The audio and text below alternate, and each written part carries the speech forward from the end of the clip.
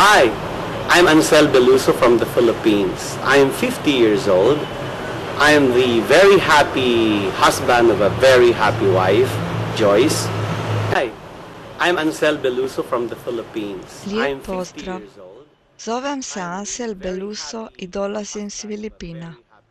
50 mi je godina, sretno sam oženjen ženom Joyce i vrlo sam ponosan This otac could not have triju been sinova. possible.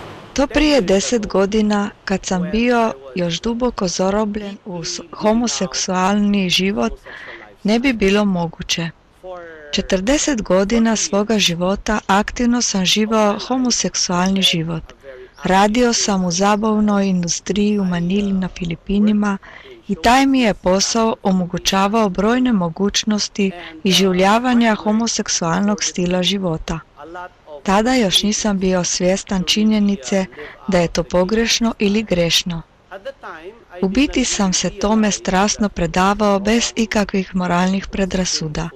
Vjerovao sam u to da je to pravi način života, tražiti sreću i užitak, marljivo raditi, te se pošteno zabavljati, premda je to bila tek sreća koju može ponuditi svijet tebi.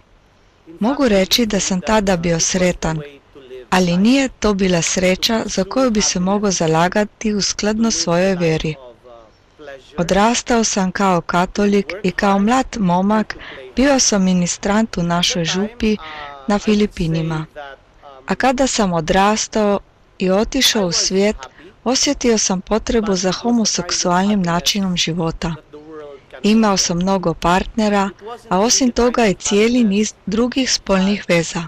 Nikako nisam bio sposoban biti vjeran partneru s kojim sam bio u određenom razdoblju.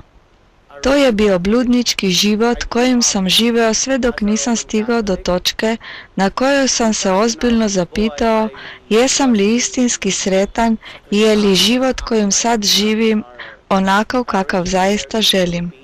Sjećam se kako sam se prije nego što sam otišao na spavanje zagledao svoga partnera koji je spavao pored mene te razmišljao o nizu stvari, o našem odnosu, o sreći koju sam tako iskreno želeo i o tome je li to zaista sve. Već činjenica da sam sebi postavljao takva pitanja jest dokaz da nisam bio sretan. Zatim sam se snašao u velikim financijskim i drugim poteškoćama, što me naposljetku dovelo do toga da sam počeo tražiti Boga. Bio sam posve bez nade.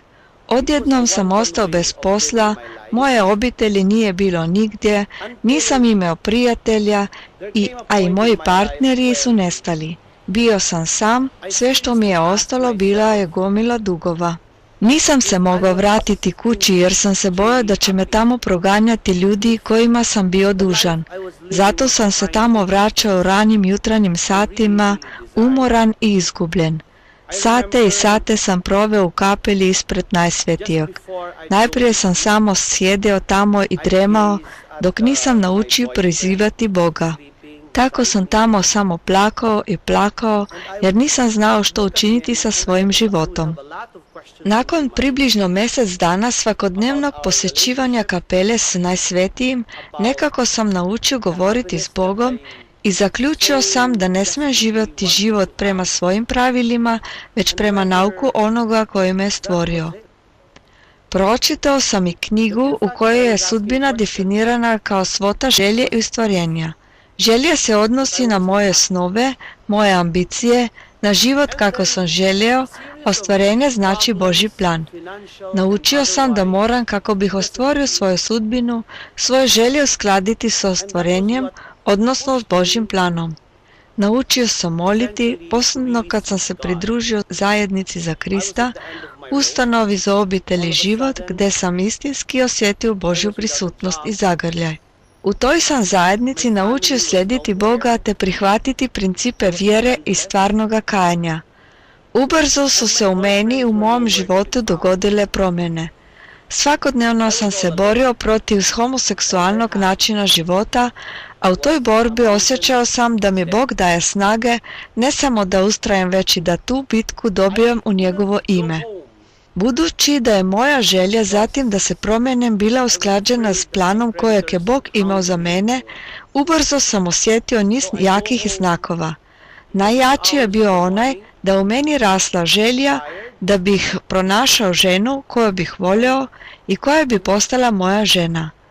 Božja odanost postala je tako očita da sam upoznao Joyce koja je na kraju postala moja žena. Naučio sam voljeti je onako kako muškarac voli ženu, te neko vrijeme nakon prosjedbe i manjeg početnog otpora s njezine strane, Joyce je također prihvatila istinu da nas je Bog stvorio jedno za drugo. Danas zajedno imamo 2 sina i moje srce ne može izraziti sreću koju mi je Bog u životu naklonio s mojom obitelju. Riječi nisu dovoljne da bi opisao svu radost koju danas osjećam. Prvoga sam sina osvojio kada je imao tek 2 mjeseca, danas ima on 18 godina. Usvojio sam ga dok sam bio još duboko zarobljen u homoseksualni način života. Tada sam imao partnera koji je bio djetetov otac, a ja sam bio njegova mama. Tada sam smatrao da to ništa nije pogrešno i da bi ljubav prema mojemu usvojenomu sinu i ljubav koju sam dijelio svojim partnerom trebale biti dovoljne za to da bi se stvorila obitelj i odgajalo usvojeno dijete. Tek kasnije, kada sam postao biološki otac 2 sinova, shvatio sam kako sam strašno griješio. Moji sinovi danas imaju 4 i 7 godina. Moje aktivno sudjelovanje pri njihovu odrastanju i razvoju pokazao mi je kako veliku ulogu igra otac u djetetovom životu i također i majka. Postoje stvari koje može obaviti samo otac, a ne majka, kao i stvari koje može obaviti samo majka, a ne i otac. To je osobito očito na području pružanja uzora djetetu. Majka sina nikako ne može naučiti kako postati muškarac, a otac kćeri nikako ne može dati uzor kako biti ženska. Otkrio sam još jednu bitnu stvar, dinamiku obitelji u kojoj su majka i otac, u kojoj oboje aktivno i odgovorno obavljaju svoje zajedničke, premda jasno odvojene uloge, a koja je ključna za razvoj zdravog djeteta i to ne samo za njegov tjelesni, već i umni i duševni razvoj. Kada danas pogledam svoje 3 djece, radujem se Božjoj ljubavi koja je sve to omogućila. Da sam nastavio sa homoseksualnim načinom života i pokušavao i dalje biti mama svojemu sinu sa svojim muškim partnerom kao ocem, djetetu nikako ne bi mogao omogućiti odgoj koji mu je potreban za to da bi u životu bio savršen. Uvijek govorim kako moram biti muškarac zato da bi moja djeca mogla živjeti svoj život potpuno i kao cjelovite osobnosti. Da sam i danas homoseksualac, djeci ne bi mogao omogućiti odgovorno roditeljstvo kako im mogu pružati danas. Teško je opisati i dokazati kako su vrlo značajne uloge oca i majke u životu njihove djece. Sve što mogu reći na osnovi svog iskustva jest to da su za mnoge poteškoće koje danas staro svijet odgovorni obezvređenost obitelji i nova definicija pojma obitelji. Čvrsto sam uvjeren u to da sam morao zaživati svoj život ne onako kako sam želio, već sukladno onome što želi Bog. Danas mogu reći da sam ispunjen Božjom radošću. Prije nego što odem na spavanje, uvijek gledam figuru svoje žene dok spava, divim se njezinoj ljepoti i prolazim prstima kroz kosu svoje djece. Tada nemam više pitanja, već samo osjećaj duboke zahvalnosti Bogu koji mi je omogućio sve te radosti u mom životu. Iskreno hvala. All this joy possible in my life. Thank you very much.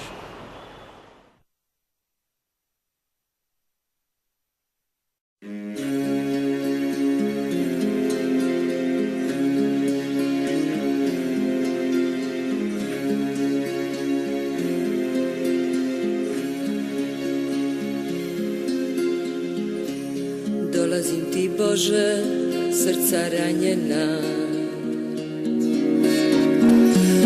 čuješ moj glas, sva moja pitanja. Oprosti mi Bože, bila sam nevjerna. Oprosti mi sva moja lutanja. Vraćam se tebi, tvojoj ljubavi. Trebam štenje da me voliš ti. Dajem ti snove, sva nadanja. I srce svoje da budem ponizna. Želim tvoj mir, snagu, trebam tvoju. Iscijeli mi dušu, daj mi ljubav svoju. Zapali svjetlo duboko u meni. Ispuni srce moje ljubavi sjeni.